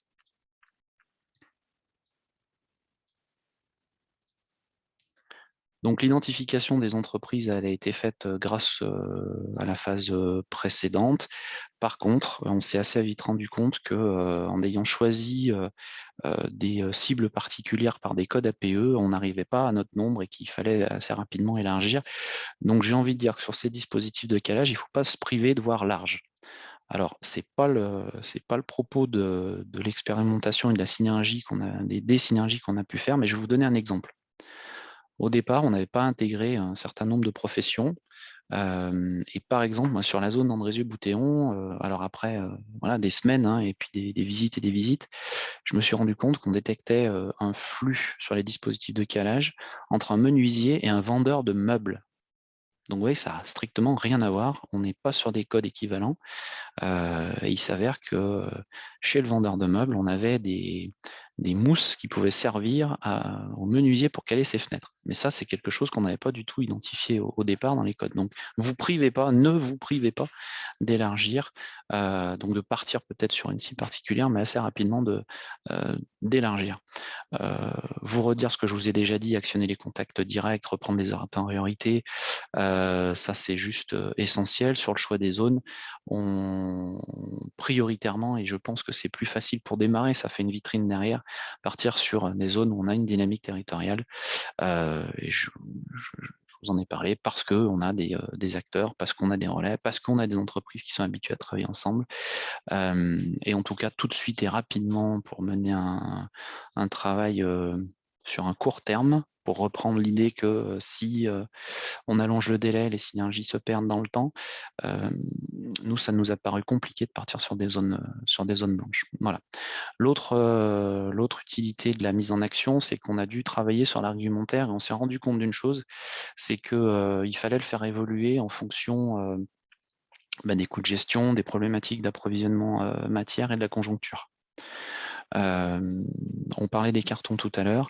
En fonction du cours du carton, les oreilles ne sont pas aussi attentives. Donc ça veut dire que les synergies, elles sont aussi impactées par la conjoncture. C'est-à-dire qu'aujourd'hui, on a des coûts de matière qui sont tellement importants que le déchet par lui-même a aussi un prix non négligeable, et que ça vient concurrencer les actions, on va dire, de substitution. Parce qu'on s'est, on s'est rendu compte avec Aurélien qu'on avait plusieurs industriels qui préféraient mettre leurs déchets dans une benne qui leur était rachetée par le prestataire de déchets que d'investir dans un broyeur, comme Mélisse nous en parlait tout à l'heure, parce que d'un côté, vous avez une recette et de l'autre côté, vous avez une dépense et vous avez un amortissement. Donc ça vient en concurrence. Donc voilà, il faut bien du coup choisir et puis travailler sur l'argumentaire aussi en fonction de la conjoncture. On a travaillé sur l'argumentaire sur la partie réglementaire, notamment par rapport aux ICPE. Oui, vous avez un certain nombre de thématiques comme ça qu'on a essayé d'actionner. Et un dernier point où on se pose la question, voilà, mais je pense qu'on a un bout de réponse, c'est quand on parle de substitution, il ne faut pas oublier non plus les synergies en interne. C'est-à-dire qu'on s'est rendu compte qu'il y avait effectivement une sensibilité, moi je trouve, accrue depuis quelques temps, des entreprises à faire du recyclage en interne. Une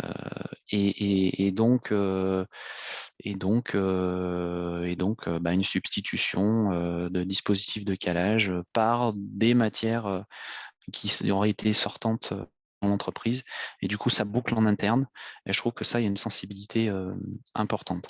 Alors effectivement, hein, le prix des cartons aujourd'hui, il est de bon tarif. Maintenant, qu'est-ce que ça donnera demain? Mais c'est justement ça, c'est de se dire les arguments d'hier ne sont pas forcément les arguments de demain, enfin les arguments d'aujourd'hui ne sont pas forcément les arguments de demain, et en fait il faut adapter, il faut anticiper sur sur la modification de cet argumentaire-là, quoi. Ce que je n'ai pas pu dire aujourd'hui, je pourrais peut-être le dire demain. Ça, c'est juste des images pour vous montrer pourquoi on a choisi ces zones-là. Vous allez voir, on peut recliquer encore, ça va faire apparaître une deuxième image qui a une densité, on va dire, plus ou moins importante, et que ça nous paraissait hyper important. Donc ça veut dire aussi que quand vous allez faire de l'identification de zone, c'est bien d'avoir un peu de cartographie par actif ou par un autre outil. Mais visuellement, nous, on s'est vite rendu compte que voilà, c'était super intéressant de partir là-dessus. Voilà, j'essaye d'aller vite, donc je vais passer à l'étape d'après. Autre point important de cette diapositive-là, c'est la notion de locomotive. On a choisi ces zones parce qu'on avait aussi ce que nous, on a appelé des locomotives, c'est-à-dire des entreprises qui étaient un peu plus motrices sur le territoire, ou parce qu'elles avaient une taille qui nous paraissait super intéressante pour être des exutoires ou des pourvoyeurs de flux. Donc sur Pusignan, il y a 4 locomotives potentielles qui avaient été identifiées. Sur Andrézieux, il y en avait 4 aussi. Et c'est ce qui nous a permis d'aboutir. Voilà, donc l'enseignement, c'est ma petite ampoule là. À chaque fois qu'il y a une ampoule, on s'est dit que c'était un enseignement. C'est que d'avoir sur une zone et dans le cadre d'une synergie, une locomotive, ça aide quand même beaucoup. On va pouvoir passer. Donc, concrètement, et je ne vais pas refaire le détail de la synergie qu'on a expérimenté en l'occurrence sur Andrézieux, ce que ça vous montre, c'est que on a choisi de travailler sur un flux qui était les chips d'emballage pour envoyer des échantillons. Donc la substitution de ces chips par des cartons déchiquetés. Donc comme Mélisse, c'est exactement le même exemple. On est sur le même exemple. Entre une locomotive, j'ai enlevé le nom parce que je n'ai pas l'autorisation de vous communiquer le nom de l'entreprise, un mécanicien, voilà, sachant qu'on a laissé tomber une substitution qui était les chutes de massicot en imprimerie pour plein de raisons, mais notamment une raison très technique de mise en œuvre. Voilà. Pour lancer, on a fait des visites croisées entre entreprises, on a fait aussi des échanges techniques et opérationnels, et puis on a fait, nous, aussi bien Aurélien est là pour moi sur Andrézieux, un accompagnement. Et puis il y a un acteur qu'on a rajouté là, et que du coup, moi j'appelle une tierce partie, c'est un grossiste d'emballage. Sur la zone, il y a cet acteur qui est très connu, et la réflexion, c'est de se dire, bon, qu'est-ce qu'on fait? Parce que si on va sur la substitution, globalement, on va impacter son business. Donc, est-ce qu'on se le met à dos? Est-ce qu'il vient nous mettre des bâtons dans les roues par les argumentaires qu'il pourrait déployer sur ses produits, ou est-ce qu'on le met dans la boucle? Et c'est le dernier choix qu'on a fait, c'est de le mettre dans la boucle. Le mettre dans la boucle en lui disant, écoutez, voilà, on fait ça sur la zone, donc quelque part, de lever le problème de la tierce partie en jouant la transparence. De le mettre dans la boucle en disant, on fait quelque chose, soit on le fera sans vous, soit on le fera avec vous. Et donc, comment on peut le faire ensemble? Très concrètement, on va passer à la diapo d'après. Pour faire cette expérience, non, juste celle-là, voilà. Pour faire cette substitution, on est parti sur l'utilisation des cartons de la locomotive qui seraient déchiquetés dans le broyeur d'un autre industriel mécanicien qui disposait d'une machine qui lui avait été vendue par le grossiste. Et la question, ça a été de se dire, si ça marche, on veut le déployer. Par contre, si on le déploie, au lieu de vendre 10 machines, vous allez en vendre une, parce qu'on va en acheter une et on va faire tourner tout le monde sur la machine. Donc, comment on peut faire? Et donc, on l'a incité en fait à nous faire une offre d'économie de fonctionnalité. Donc, plutôt qu'ils vendent de la machine, qui trouve un modèle économique pour lui qui soit rentable, mais en nous proposant des heures, des tonnages, de la maintenance, voilà, ce qu'il a fait. Alors on verra qu'on n'a pas été au bout là-dessus, mais je trouve que c'est intéressant de garder ça en tête. C'est quand vous avez un acteur qui est spécialisé d'un métier comme celui-là, plutôt que de se le mettre à dos, et donc parce qu'on va le concurrencer, hein, très clairement, c'est de l'utiliser. Et de l'utiliser dans le cadre d'un modèle économique un peu plus classique, en lui faisant faire un pas de côté. Et pour finir, là aussi, on gagne du temps parce qu'il connaît bien le métier, il est expert du flux, il a le matériel, il a les matériaux. Et donc, on a même été plus loin parce qu'il serait prêt à être une tierce partie qui permettrait de récupérer le gisement pour pouvoir le remettre à disposition derrière. Donc voilà, il y a plein d'intérêts, moi je trouve, à utiliser ce genre d'acteur. Et ça, on l'a découvert quand on a fait l'expérimentation. Bon, je passe très concrètement, on a remplacé des chips par des cartons déchiquetés.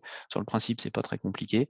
Sur le principe, parce qu'on on s'est confronté en fait à tout ce qui a été dit par Simon de freins et en partie qu'on a pu lever.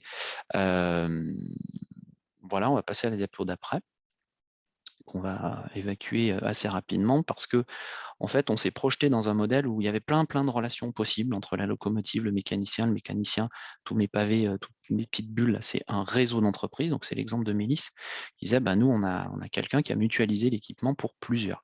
Et puis, vous avez le grossiste d'emballage et on a assez rapidement, c'est la diapo d'après, jaugé en fait l'intérêt en termes d'atouts et de freins de ces relations.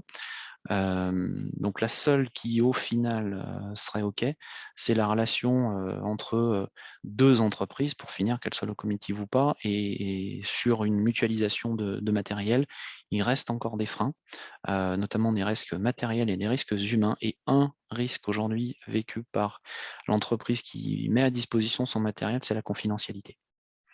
Voilà.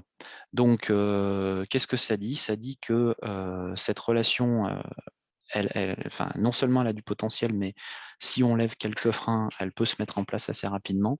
Et puis l'autre qui a du potentiel, mais au bout de laquelle on n'a pas pu aller, c'est justement en intégrant ma ma tierce partie, il y a plein d'intérêts. Il y a encore des freins qui sont assez liés au réglementaire. C'est le statut ICPE, le statut du déchet. Et la conjoncture, parce que je vous en ai parlé, et puis la capacité d'investissement, où là, il faut réfléchir voilà, sur le modèle économique, et puis de savoir qui porte l'investissement.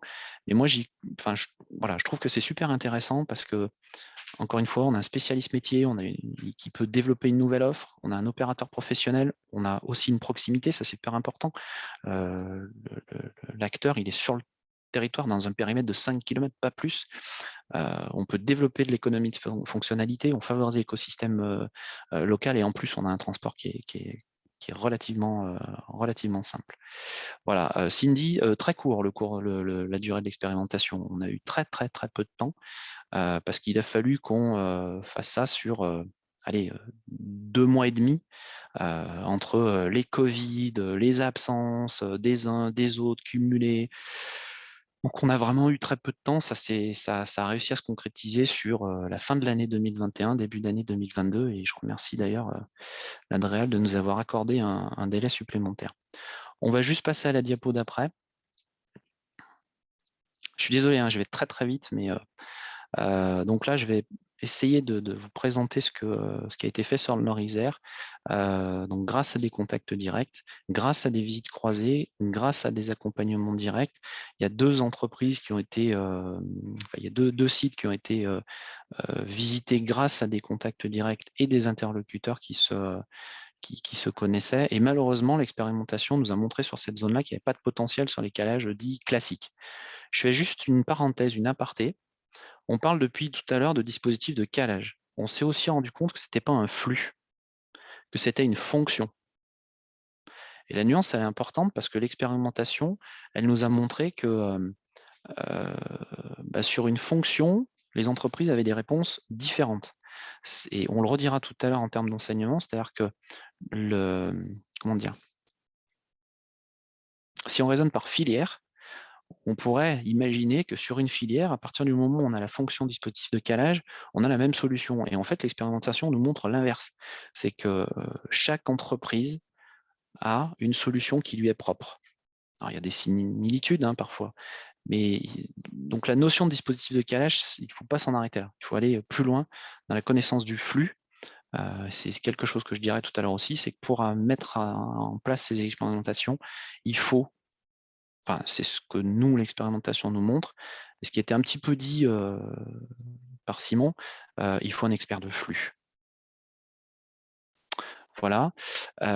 Donc, qu'est-ce que ça a donné sur Pusignan? Ça a donné une orientation des synergies potentielles sur ce qu'on appelle des cornières en carton, qui pouvaient être échangées entre entreprises, avec des réflexions pour des échanges sans forcément contractualisation financière. Ce n'est pas un frein, ça, aujourd'hui, la contractualisation financière.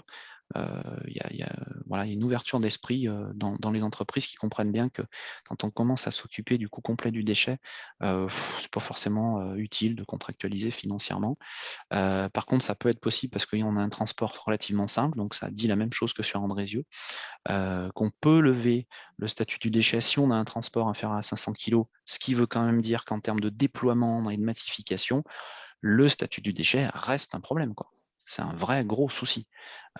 Donc là, il faut que, je ne sais pas en fait, on n'a pas la solution, il faut que les ministères s'emparent de ça, moi je l'ai déjà dit, mais tant qu'on aura ça dans les bottes, on avancera moins vite, quoi. Parce que dès qu'on passe à des volumes importants et on est tous en train d'essayer de faire de la massification, on va avoir ce problème. Voilà. Et donc la phase de test, elle a été bloquée depuis 2 mois parce que c'est le temps long sur ce genre de démarche qui demande d'ouvrir les esprits et qui demande aussi de trouver des échos favorables au-delà d'une seule personne qui pourrait être un peu plus sensible au sujet dans les entreprises. Puis je ne veux pas me trouver des excuses absolument toujours autour du même point, mais Covid nous a vraiment beaucoup impacté. On va passer à la diapo d'après. Oui, parce qu'on arrive à la fin du temps oui, mais qu'on avait prévu. Du coup, on va sauter celle-là. Il y avait une petite question de Cindy aussi qui demandait sur Il y a deux la aspects, charge. fourchette. Ouais. Il y a deux aspects. Fourchette d'investissement humain, ça dépend si tu parles, Cindy, de ce que nous, ça nous a demandé ou de ce que ça a demandé à l'entreprise. J'ai envie de dire que la charge est plus sur nous, pour le coup, en tant qu'animateur et en tant qu'aiguillon sur cette démarche-là. Tant en entreprise, voilà, il a fallu qu'ils s'accordent un temps de discussion, une réflexion quand on allait les voir. Et ça nous a pris 1h30 de faire l'expérimentation, par exemple, sur le broyage de carton. Mais par contre, et ça, tu fais bien de le souligner, il ne se serait rien passé si, avec Aurélien, on n'avait pas été là. Donc, ça remet au bout du jour tout ce qu'on sait tous déjà beaucoup, c'est qu'il faut de l'animation, il faut un aiguillon et il faut quelqu'un qui soit expert des flux. Donc, on va passer à la suivante. J'espère qu'Aurélien m'en voudra pas, mais du coup, que nous dit l'expérimentation sur le potentiel de déploiement? Parce que je pense que c'est ça quand même qui vous intéresse. Donc, il va y avoir des redites. D'un point de vue macroscopique, ce que nous dit l'expérimentation et ce que nous a déjà dit la première phase,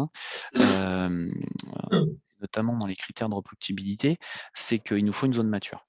Si on veut le faire vite, il nous faut une zone mature. Il nous faut une conjoncture favorable. Nous, c'est ce qui nous est apparu important sur ce qu'on a tenté. Il ne faut pas se limiter en termes d'activité. Toutes les activités sont possibles. Par contre, il faut une proximité immédiate. Ça, je vous confirme ce que toutes les démarches ont déjà pu vous dire. Au-delà de 10 km, ça devient compliqué.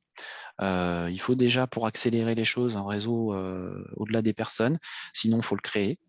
Et il y a une chose que l'expérimentation nous a dite, c'est qu'il faut qu'on puisse... Alors, là, c'est plus l'éducation nationale qui va devoir nous aider, c'est monter en compétence des filières de formation. Aujourd'hui, une des principales problématiques qu'on a eues quand il s'agit de faire de la substitution, c'est qu'on a des profils techniques en face de nous, que ce soit des ingés, des techniciens, voilà, qui ne sont pas formés à intégrer des solutions différentes de ce qu'ils ont appris et expérimenté depuis des années.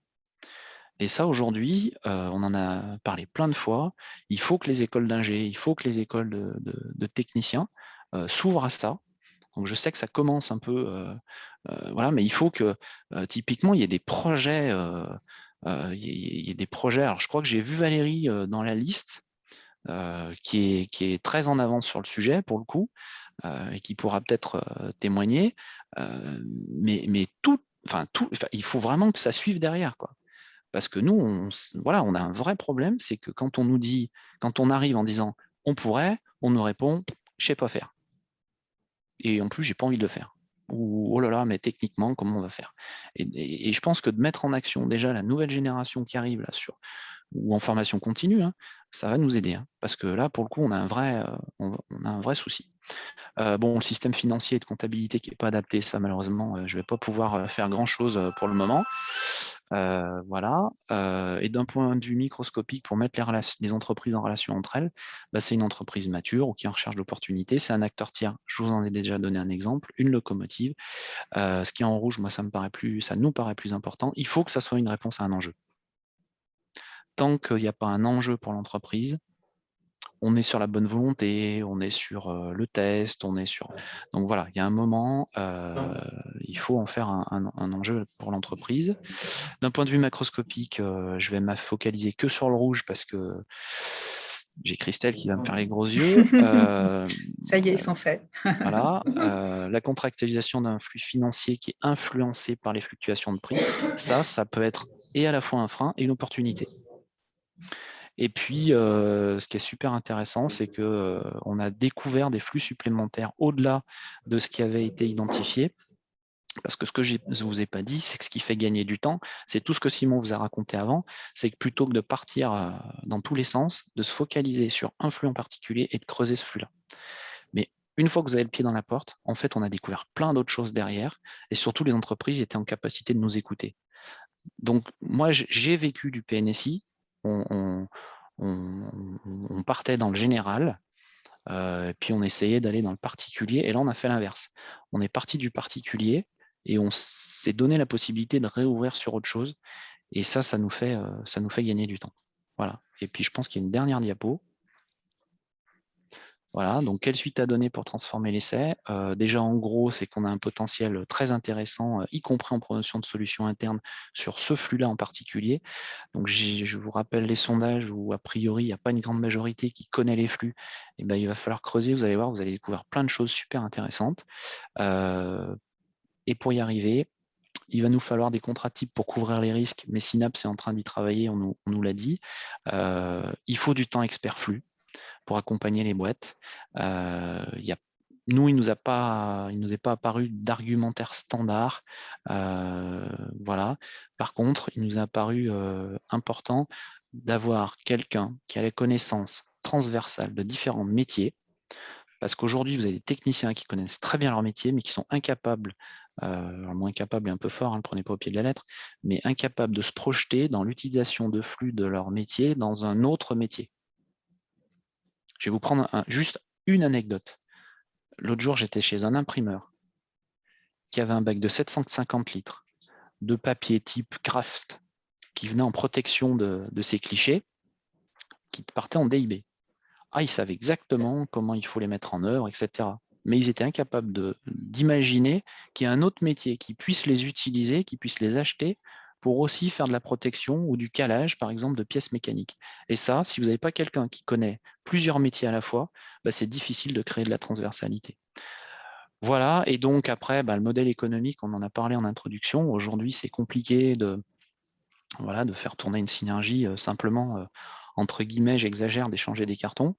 Donc au moins dans la phase de démarrage, nous, l'expérimentation nous a montré clairement que s'il n'y a pas l'appui d'un financeur, tant qu'il n'y a pas de modèle économique viable, c'est compliqué. D'où notre idée de se dire, si un acteur tiers qui déjà est sur un modèle économique existant et qui peut permettre d'actionner la synergie, c'est super, super intéressant. Voilà. Merci beaucoup, Patrick. Si Thibaut Rouenet est encore là et qui peut nous faire une petite intervention vraiment d'une minute ou deux, est-ce que c'est intéressant? Je ne suis pas sûre, je ne sais pas ce qu'il voulait partager avec nous. Je suis toujours connecté rapidement, du coup, voilà, j'étais ravi de participer à cette restitution de l'étude d'action. Ça permet d'avoir vraiment la visibilité de ce qui se fait sur l'ensemble du territoire. C'est très intéressant de chercher des nouvelles façons de faire comme ça là et de remettre un peu en cause finalement les méthodes classiques. Et donc là, on espère que le travail qui a été mené va permettre de développer justement d'autres formes, d'autres méthodologies de recherche de synergie, etc. Donc après, ça sera certainement dans les discussions pour voir comment perpétuer tout ça, toute cette étude qui a été menée. Et puis, je voulais rebondir aussi sur ce qu'avait évoqué Cindy en début de présentation, où elle présentait les différentes missions du réseau Synapse à l'échelle nationale. Et il y a notamment un volet opérationnel qu'elle a en partie présenté avec l'accompagnement juridique notamment. Et typiquement, ce genre de démarche rentre tout à fait dans ce volet-là, en apportant une nouvelle manière de faire et en permettant de développer encore un peu plus les méthodes de démarche EIT et de mettre en place des nouvelles synergies. Donc, du point de vue du réseau Synapse et puis même du point de vue de l'ADEME, on voulait vous faire part du fait que l'ensemble des productions qui ont été réalisées par cette étude, on a vu la checklist, la méthodologie, il y aura peut-être d'autres livrables. On souhaiterait vraiment qu'ils soient valorisés sous le réseau Synapse. Donc voilà, à voir sous quel format le faire. Est-ce que ce sera du livrable papier? Ça peut être également intéressant peut-être de participer à un des webinaires qu'on organise dans l'année et de prendre un temps de parole pour présenter cette méthodologie un peu innovante à l'ensemble du réseau Synapse. Donc voilà, restez en discussion avec vous pour avoir ce genre de réflexion. Et enfin, pour conclure rapidement, je fais un petit rappel, mais il y a Olivier aussi en référent régional qui pourra vous en reparler, mais des aides existent au niveau de l'ADEME pour financer des postes d'animateurs ou des études. Donc voilà, si ça peut permettre de concrétiser encore un peu plus cette étude, c'est des discussions qui peuvent être amenées pour que l'ADEME puisse encore donner un petit coup de pouce au développement de ces études. Et puis voilà, après moi ça amène d'autres questions, donc je serais peut-être à même de vous recontacter pour savoir un petit peu quelle sera la suite de ces études, de savoir si les autres synergies, comme les biodéchets que vous avez évoqués tout à l'heure, est-ce que vous allez essayer de les pousser en fonction du temps que vous avez, etc. Est-ce que ce serait possible de creuser sur d'autres types de synergies? Je pense aux synergies de mutualisation, en prenant le même raisonnement. Voilà, différentes questions qu'on aura certainement l'occasion des sujets qu'on aura certainement l'occasion de rediscuter. Voilà, dans le cadre du réseau Synapse, il y aura peut-être un espace-temps voilà, un peu plus long pour aller plus loin. En tout cas, là, le replay de ce webinaire sera dans la communauté EIT et puis l'ensemble aussi de Eclaira, la communauté EIT de Eclaira, donc pour Auvergne-Rhône-Alpes, et les documents aussi y seront déposés, et même, je pense, plus largement dans Eclaira, tout court, pour que ça soit accessible au plus grand nombre. Je voulais vous lancer un dernier sondage pour savoir comment vous avez apprécié ce webinaire ce matin. Et puis, pendant que les 19 personnes qui sont présentes répondent, parce qu'on en a perdu quand même quelques-unes, juste vous mettre à l'écran le planning des prochaines rencontres du réseau EIT. Voilà. Et voilà, je mets fin au sondage. Tout le monde a répondu.